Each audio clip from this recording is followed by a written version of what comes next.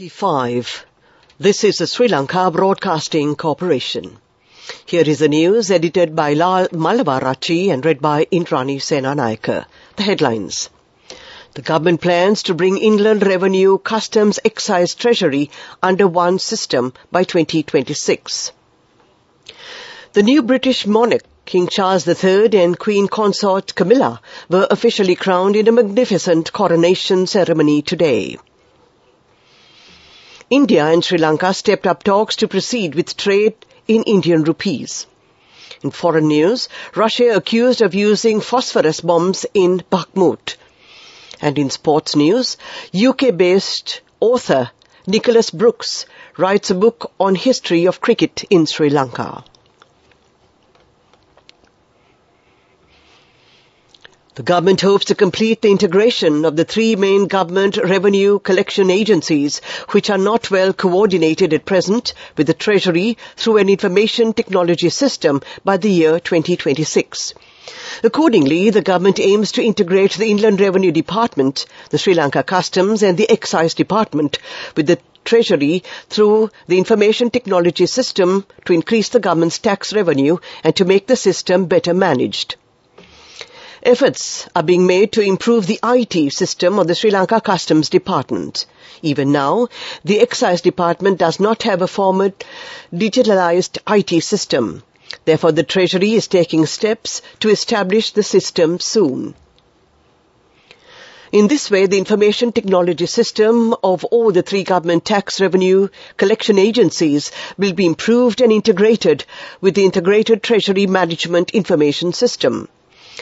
The Ministry of Finance says that this digitization improvement is being done with the aim of achieving the medium-term goals of the public finance sector to increase the revenues to 11% of GDP in 2023, 13.3% in 2024, 14.9% in 2025, respectively.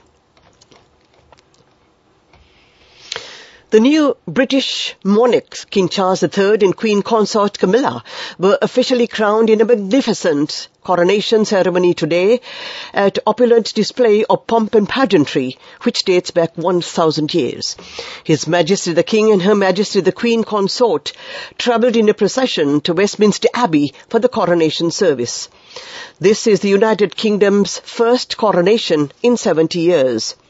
Charles, who became the King of the United Kingdom and 14 other realms following the demise of his mother Queen Elizabeth II in September 2022, is the oldest British monarch to have been crowned at the age of 74. Massive crowds gathered along the procession route to get a glimpse of the new monarchs. Meanwhile, thousands of military personnel were seen in London. The service was witnessed first-hand by some 2,200 people, with heads of state, celebrities and faith leaders in attendance.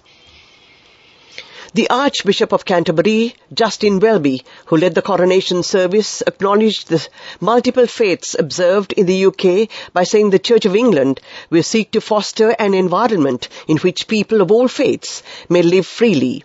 Archbishop Welby then administered the coronation oath, which is a legal requirement.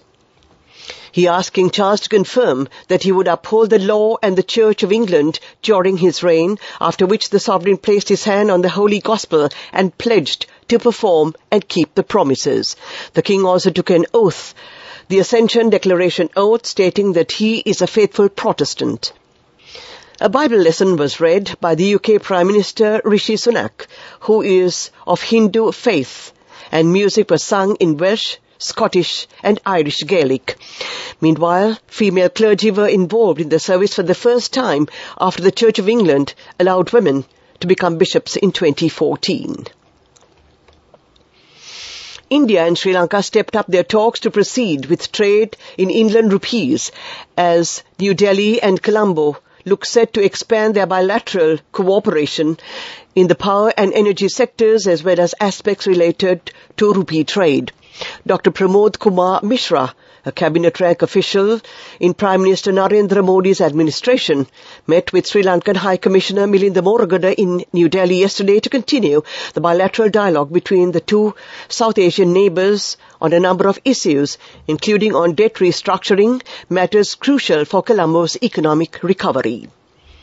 The High Commissioner stressed the vital role that economic integration between the two countries could play in Sri Lanka's economic recovery, an official stated.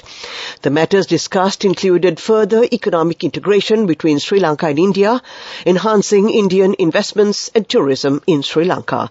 This news comes to you from the Sri Lanka Broadcasting Corporation. We continue with local news. The Vesak is celebrated on a grand scale in many parts of the country today as well. Many Buddhist religious activities were carried out in Buddhist temples and Buddhist centers. Thousands of devotees are participating in many Buddhist rituals in the major Buddhist places of worship. Our correspondents say that large crowds of devotees are present in the Anuradhapura, Atamasthana and Polonnaruwa ancient city premises today as well.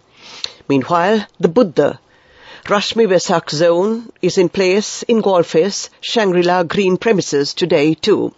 Many pandals and Vesak zones are seen in many parts of the country, including Colombo, Jaffna and the Kandy districts. The police have seized 600 grams of ice while inspecting a person who was acting suspiciously in the Oleamula area of Battala. The seized drugs, which were found hidden inside his bag, are believed to have the value of over 8.4 million rupees. The 37-year-old arrested suspect has been involved in drug trafficking under the guise of selling cosmetic items, according to the police. That ends the local segment of news. The main news story is brought to you by Siddhalepa Vedamahatmya. We now take a look at the main news story. The International Monetary Fund has informed the government to allocate at least 187 billion rupees to provide social security benefits, including the allowances for Samurdhi, disabled, elderly and kidney-impaired people this year. The amount spent by the government for these benefits in the year 2022 was 142 billion rupees.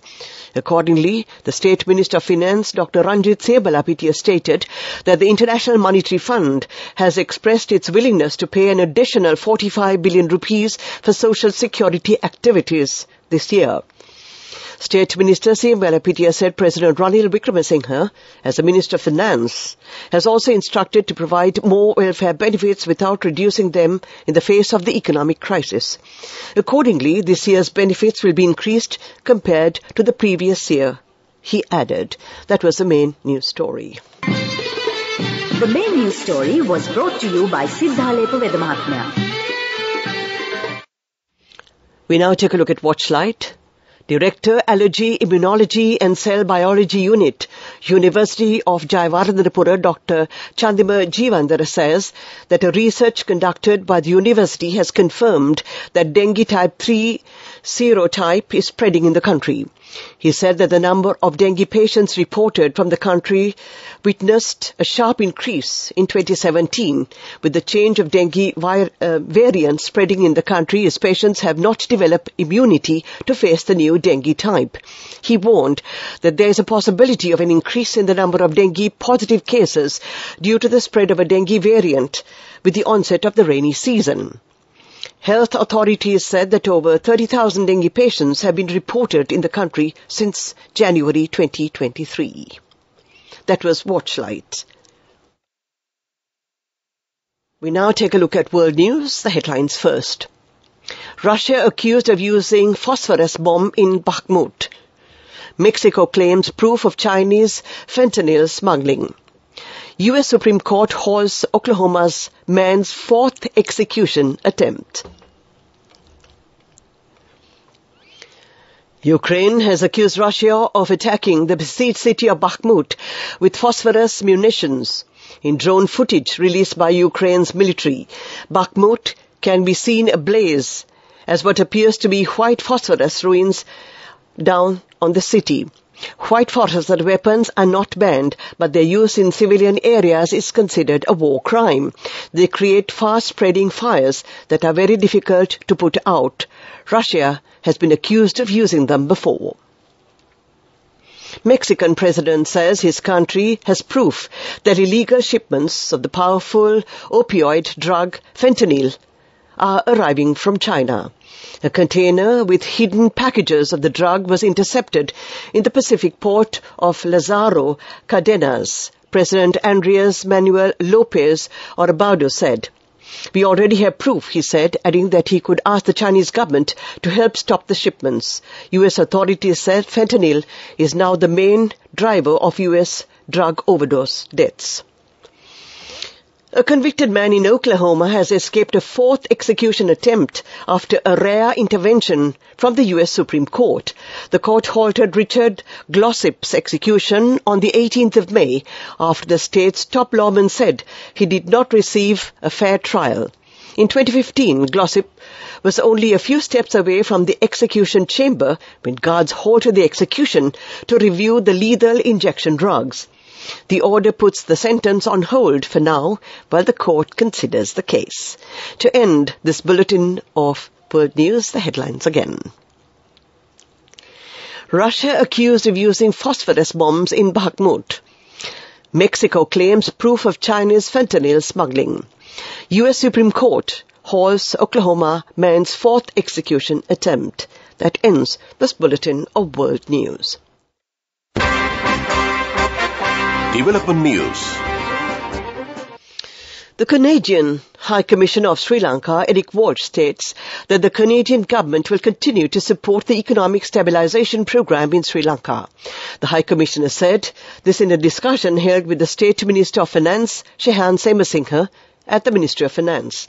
The newly appointed Canadian High Commissioner to Sri Lanka, Eric Walsh, expressed his appreciation for the reforms carried out by the Sri Lankan government with regard to the International Monetary Fund's program. Also, the Canadian government's support for Sri Lanka's agricultural modernization program was also discussed at length. That was development news. We now take a look at sports news. A book of a UK-based author, Nicholas Brooks, titled Islands 11, A History of Cricket in Sri Lanka, will help promote the country as a sports tourism destination. This book was no doubt a quest for the soul of Sri Lanka's cricket, Brooks told reporters at an event held in Colombo. Sri Lanka got Test cricket status in 1981 and won the first overseas Test match under captain Arjuna Ranatunga against New Zealand. Sri Lanka won the Cricket World Cup under Ranatunga. According to sources of Sri Lanka Tourism Promotion Bureau, this book will help promote tourism by encouraging more tourists to come into the island, and also it will help to know about Sri Lankan cricket and the sports. That came to you in sports news. Go ekak thiyana youth eකට life එකේ change එකට නියමෙට set වෙන්න ඇස් වහගෙන දැකපු හින හැබැ කරන්න youth එකට නියමෙට set වෙන friendship එක මෙන්න. The all new NSB Ithru account, NSB IM, a plan for your dream. Business News, sponsored by National Savings Bank, the safest place for your money. The nation's trust bank has embarked on a new initiative to promote its remittance services and encourage more remittance inflows to support Sri Lanka's financial stability and economic growth. The bank's new initiative is designed to benefit both senders and recipients of funds from abroad. Under the tagline, "We transfer more than money," Nations Trust Bank's remittances services act as a medium to connect Sri Lankans with their loved ones abroad. That was Business News. Business News, sponsored by National Savings Bank, the safest place for your money.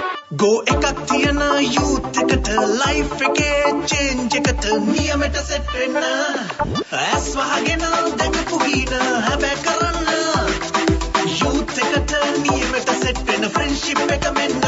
The all new NSB Ithru account, NSB IM, a plan for your dream. Economic news. The estimated value of services exports for the period of January to March 2023 was $543 million, increasing 5.8% over the corresponding period of 2022. The services exports consist of ICT/BPM, construction, financial services and transport and logistics. The value of ICT exports was estimated to increase by 33.68% to $132.25 million in March 2023 compared to March 2022. That was economic news. Weather report. And finally, we take a look at the weather report. The Met Department says showers or thundery showers are expected at times in the western, Sabaragamuwa, northwestern and southern provinces and in the Kandy and Nuwara Eliya districts. Showers or thundery showers will occur at several places in the northern, eastern and Uva provinces during the afternoon or at night. Strong winds, about 40 to 50 kilometers, can be expected at times over the western and southern coastal areas. That was the weather report. And to end tonight's news broadcast, the headlines again. The government plans to bring Inland Revenue, Customs, Excise, Treasury under one system by 2026. The new British monarch, King Charles III and Queen Consort Camilla, were officially crowned in a magnificent coronation ceremony today. India and Sri Lanka stepped up talks to proceed with trade in Indian rupees. In foreign news, Russia accused of using phosphorus bombs in Bakhmut. In sports news, UK-based author Nicholas Brooks writes a book on history of cricket in Sri Lanka. That ends tonight's news broadcast.